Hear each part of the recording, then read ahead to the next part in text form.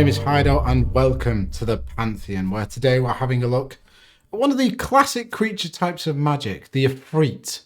And we've got a brand new, rather bizarre commander to have a look at. Without further ado, let's get into Yusri, Fortune's Flame. 3 mana for a 2/3 with flying. When it attacks, choose a number between 1 and 5. Flip that many coins. For each flip you win, draw a card. That's pretty good. For each flip you lose, Yusri deals 2 damage to you. If you won 5 flips this way, you may cast spells from your hand this turn without paying their mana cost. So if you're incredibly lucky, you get to just splurge your hand onto the field. But the odds are stacked against you. The likelihood of winning 5 flips in a row, I believe, is like 2%. But we can manipulate that and, make it be in our favour. And, we're going to draw some cards on the way. We might deal some damage, but hey-ho, let's play the game. Without further ado, let's zoom in on my face. Please subscribe to my channel. I very much like making these videos. I'm going to be making one for every single legendary creature ever printed. And it's going to take me a while, maybe a couple of years, but we'll get there eventually. So, without saying that, let's get into the top 5. And in at number 5, we've got Lithoform Engine. 4 mana for a legendary artifact.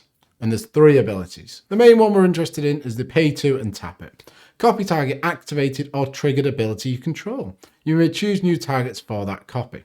So in this deck, I want to be choosing 5 every single time. I really want to get all those flips. So with this, it's a triggered ability when our commander attacks. So why don't we double it? Okay, cool. Then we get 10 coin flips, potentially deal 20 damage to ourselves, but we'll not think about that.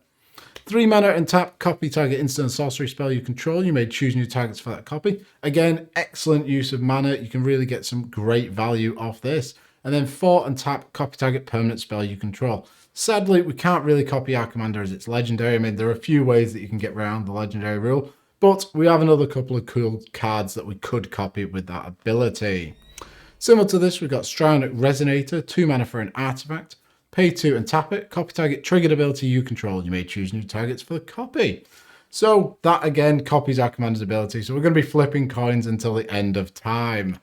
Then why don't we get another combat step? Because this is a when our creature attacks trigger. So if we attack again, we get to do it all over again. Seize the Day is a 4 mana sorcery, untap target creature. After this main phase, there is an additional combat phase followed by an additional main phase. And then we can flash it back for 3 mana. So for 7 mana total, we get to do 2 combat steps. We get to flip 10 more coins. Absolutely great. And hopefully we're going to be drawing a ton of cards through that. Aggravated Assault is an absolute classic. 3 mana enchantment. Does go infinite with a few things, but we're not going to concentrate on that in this deck. 5 mana, untap all creatures you control. After this phase, there is an additional combat phase followed by an additional main phase.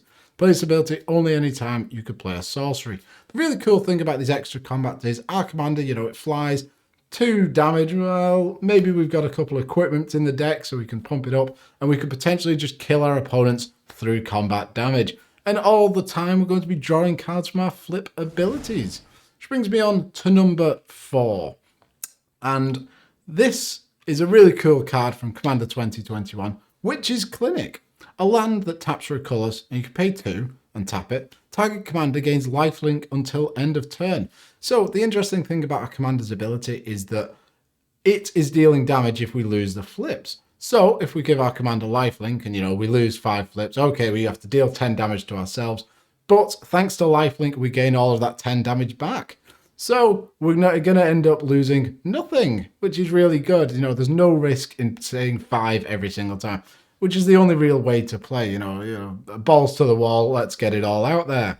A couple of other ways to give lifelink, and, I was talking about our aggressive sort of commander.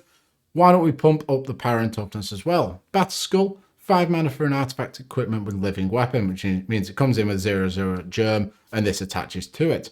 Quick creature gets +4/+4 and has vigilance and lifelink. So our commander will be a 6/7 flying lifelink vigilance that flips coins, deals damage, gains his life.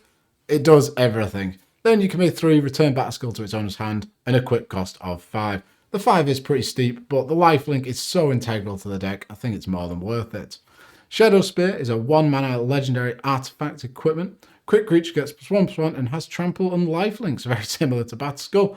Pay 1 permanents your opponent's control, lose hexproof and indestructible until end of turn. And a quick cost of 2, so very, very usable. You know, that ability to remove indestructible and hexproof can really help, you know, if someone's really dominating you with like a indestructible board state or something with hexproof, you can just pew, pew, pew, kill whatever the problem is. Then Loxodon Warhammer, 3 mana for an equipment. A quick creature gets +3/+0 and has trample and lifelink. Equip for 3. So again, we're going to be getting it for tons of damage in the air, and we're going to gain life from everything that's happening.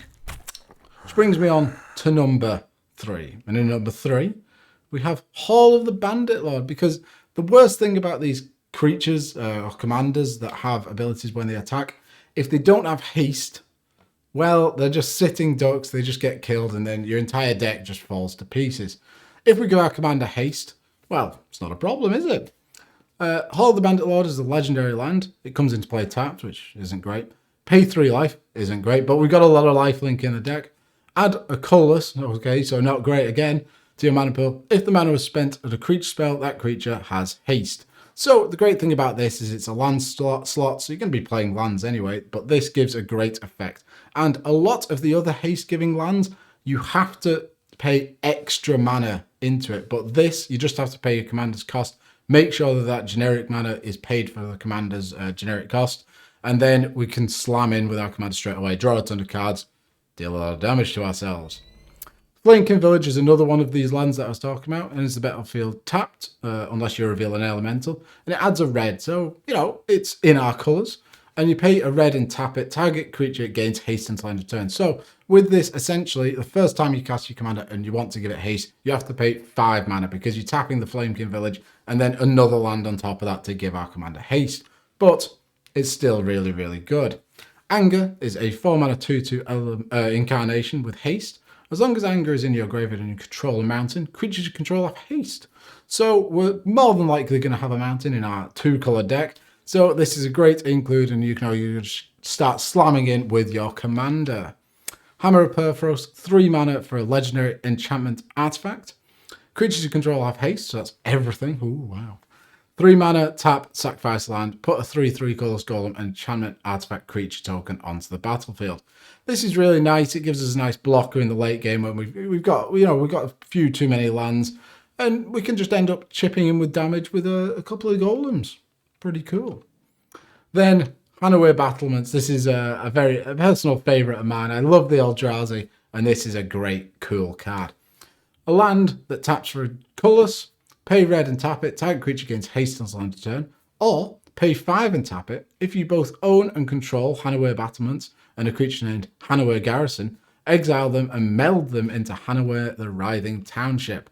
So, Hanaway Garrison is a 3 mana 2/3. Whenever it attacks, put 2 1/1 red human creature tokens onto the battlefield, tapped and attacking. So, Hanaway Garrison doesn't really work in the deck, but the fun of having this in the deck, we want to give our commander haste with the land, so we may as well put this in, and then we've got the possibility of having Hanaway the Writhing Township, a legendary creature Eldrazi Ooze. Trample and haste. Whenever it attacks, put 2 3/2 colors Eldrazi Horrors creature tokens onto the battlefield, tapped and attacking. So with all of those extra combat steps, we could be getting tons and tons of value, loads of tokens flying everywhere, and you've just got this massive 2-card thing slamming in each turn. It's just cool, and I'd put it into the deck. Which brings me on to number 2. So we're flipping coins, aren't we? Let's flip a few more. Stitch in Time is a 3 mana sorcery. Flip a coin. If you win the flip, take an extra turn after this one. So, yes, we could lose the flip and get nothing, but an extra turn is an extra combat step, an extra trigger from our commander. So this is everything we want to do. And if we're gambling, we may as well go all in. To go along with that, we got Sender Split, Eye of Wisdom. 5 mana for a 1/4. It partners with a Kun, which means when you play this and it enters the battlefield, it tutors for the other card. At the beginning of combat on your turn, flip a coin until you lose a flip. Whenever a player flips a coin, Draw a card. Oh, wins a coin flip, draw a card. So with our commander, we're going to be drawing double cards with this on the field. And then I'm just going to skirt over Ral and go straight to Akun, Eye of Chaos. 5 mana for a 3/3. It parties with Zender's Split, Eye of Wisdom. At the beginning of combat on your turn, flip a coin until you lose a flip. Whenever a player wins a coin flip, double Akun's power and toughness until the end of the turn. So with our commander, those 5 flips, because you're not picking less than that, are you? You're not a wimp. You're not pathetic. This is going to be absolutely massive and slamming for a load of damage. Then Ral Zarek, 4 mana for a 4 loyalty planeswalker. Legendary planeswalker Ral.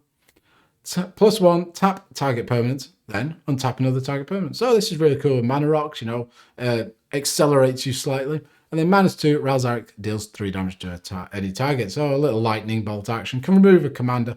It's pretty decent. But the main reason we're playing it, -7, flip 5 coins, take an extra turn after this one for each coin that comes up heads. Well, hopefully we're going to win quite a few of those flips. And then for each of those extra turns, we can hit with our commander, flip more coins. Eventually, we'll lose all the flips and kill ourselves. And, we'll have a great time doing it. But if we're flipping coins, Fiery Gambit is one of the best ones for it. 3 mana for a sorcery. Flip a coin until you lose a flip or choose to stop flipping. If you lose a flip, Fiery Gambit has no effect. If you win 1 or more flips, Fiery Gambit deals 3 damage to target creature. If you win 2 or more flips, Fiery Gambit deals 6 damage to each opponent. If you win 3 or more flips, draw 9 cards and untap all lands you control. This is awesome. It's so cool. And you just need to go all in. And there's no wimping out. Oh, I've won 1 flip or I'll lightning bolt something. Pathetic. You're going for 3 flips or nothing. That's the way this needs to be played. Then, if you want to flip coins, this is the card for you. Frantic Efreet. 3 mana for a 2/1 with flying. It's an Efreet, so very like our commander. 0. Flip a coin. Target opponent calls heads or tails while the coin is in the air. If the flip ends up in your favour, Frantic Efreet phases out, so it just ceases to exist. It goes, and just stops being there. Otherwise, destroy it. Now, because that 0, the activator, the cost of this is before the colon, you can do this in response to itself over and over again. So if you truly want to flip coins, this is the card for you. Then Mirror March, 6 mana for an enchantment. Whenever a non-token creature enters the battlefield under your control, flip a coin until you lose a flip. For each flip you won, create a token that's a copy of that creature. Those tokens gain haste, exile them at the beginning and extend it. So it doesn't work with our commander, as our commander is legendary, but any other creature that we have, say a Frantic Efreet, we could end up with tons of copies on the field. And we're just flipping coins, We just got a big massive, do you remember Pogs? A big massive Pog, it lands on a card, destroys it.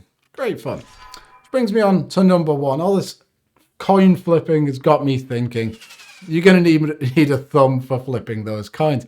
And Krark's Thumb is a 2 mana legendary artifact that depicts such a thumb. If you would flip a coin, instead flip 2 coins and ignore 1.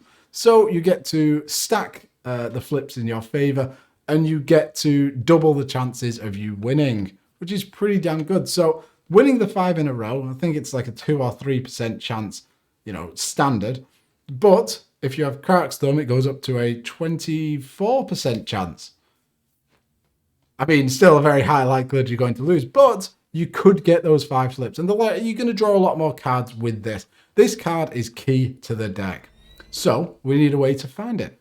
Tribute Mage is a 3 mana 2/2 human wizard. When it enters the battlefield, you may search your library for an artifact card with converted mana cost 2, reveal that card and put it into your hand, then shuffle your library. Krark's Thumb costs 2, so this is perfect. And a lot of the mana ramp that you sort of want to be playing in this deck is going to be 2 mana because our commander is 3 mana. We want to hit that mana ramp before we cast our commander. We don't want it on 3, we want it on 1 or 2 because on 3 you always want to be casting your commander. Fabricate is a catch-all situation here. 3 mana for a sorcery. Search your library for an artifact card, reveal it and put it into your hand, then shuffle your library. This gets Lithoform Engine. It gets any of the equipments that we were talking about earlier. It just does all the things. Then Muddle the Mixture, a wonderful spell. I absolutely love this. The art is fantastic as well. Double blue for an instant, counter target instant or sorcery spell. That's decent by itself, but Transmute is the main reason we want to play it. 3 mana. Discard this card. Search your library for a card with the same converted mana cost as this card, reveal it and put it into your hand. Then shuffle your library, play it only as a sorcery. Because this is an activated ability, our opponents can't really counter that tutor, and we can just go straight to getting either a piece of mana ramp or the thumb. Then Tezzeret the Seeker, another great catch-all here. 5 mana for 4 Loyalty Planeswalker. +1, untap up to 2 target artifacts. Nice bit of ramp. -X, search your library for an artifact card with converted mana cost X or less, put it onto the battlefield, then shuffle your library. Then -5, artifacts you control become artifact creatures with base power and toughness, 5/5 until end of turn. So that thumb is going to be a 5/5 slamming in for tons of damage. Maybe. Maybe not. Probably not. I don't think you would. But Goblin Engineer is a 2 mana 1/2. When it enters the battlefield, search your library for an artifact card, put it into your graveyard and shuffle your library. So the thumb is going to be, a big beacon of removal because it is so good with the deck. Pay a red, tap it and sacrifice an artifact, so just a generic token or another mana ramp thing. Return target artifact card with converted mana cost 3 or less from your graveyard to the battlefield. So we get the thumb back. It's a goblin getting a goblin's thumb back from the graveyard. And then finally, Reshape, double blue and X for a sorcery. There's additional cost to cast this spell, sacrifice an artifact. Search your library for an artifact card with converted mana cost X or less and put it onto the battlefield. Then shuffle your library. So this just gets the thumb straight onto the battlefield and we can attack straight away with our commander and start flipping some coins. And those are my top 5 cards for this brand new commander. Really quite cool. Everyone loves a coin flip. And this is just a cool build around, I really like it. Is it better than Zender Split and an Akun? I think, yeah. I think it's more compact. It's a nice 3 mana commander that you just get to start flipping those coins straight away. Really, really cool, and you can get on the aggressive side. Thank you very much for watching. If you've enjoyed this, please do subscribe. I'm going to be making tons more of these videos. I enjoy doing it, and I have nothing else to do with my life. Thank you very much for watching. Bye.